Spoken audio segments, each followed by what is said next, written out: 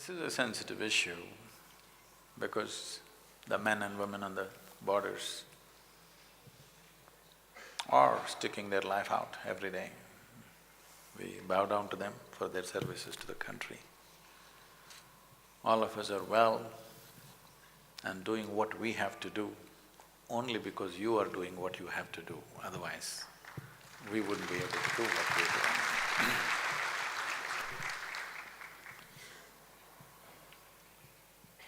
Death is a constant companion for everybody.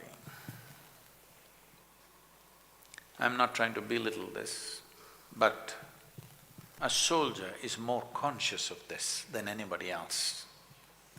Most other people believe generally that other people die. They never think they die. But a soldier knows he or she can die any moment. So that awareness makes the job very different from almost anything else that we can do. We must understand this, that in this country, one of the greatest teachings that have happened in this country, I'm not an expert on this, but one of the greatest teachings but is hugely recognized in India and across the planet by many, many learned people is the Gita. You must understand, Krishna chose to give the teaching in the battlefield. He could have done it. 12, 13 years they were in the jungle, peaceful jungles. He could have given the teaching there, they could have set up an ashram and given a teaching, but he chose battlefield because a human being never realizes the nature of who or she is unless mortality is hanging in their face. The reason why I'm constantly talking about death, I refer to people's death, but then it becomes very oppressive if I keep on talking about their death, so I keep talking about my death. To a point where recently somebody asked, is Sadhguru healthy? Is something wrong with his health? Nothing wrong with my health.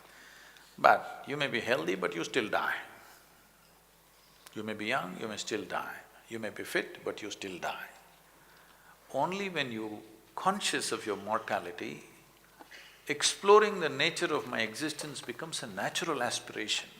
What is beyond this body?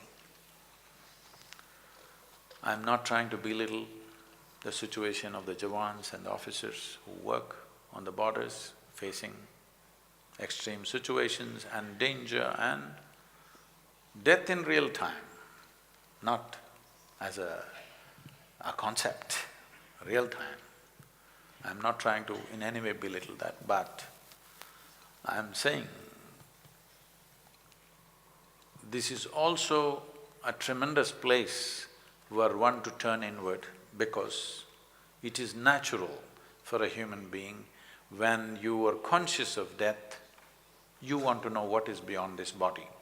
And that longing is called spiritual process. It doesn't matter what is your gender, caste, creed, religion, everybody must have one little spot within themselves which is beyond their body, which is beyond their mind. If this comes into their experience, when the time comes, either in natural ways or in unnatural ways, when time comes to shed this body, you will do this very gracefully. For every human being, I'm not just saying for a soldier, for every human being it will come. You don't know when it will come. But if you had an experience beyond this body, beyond this mind, your ability to handle this aspect of life would be incredibly better than the way it is right now.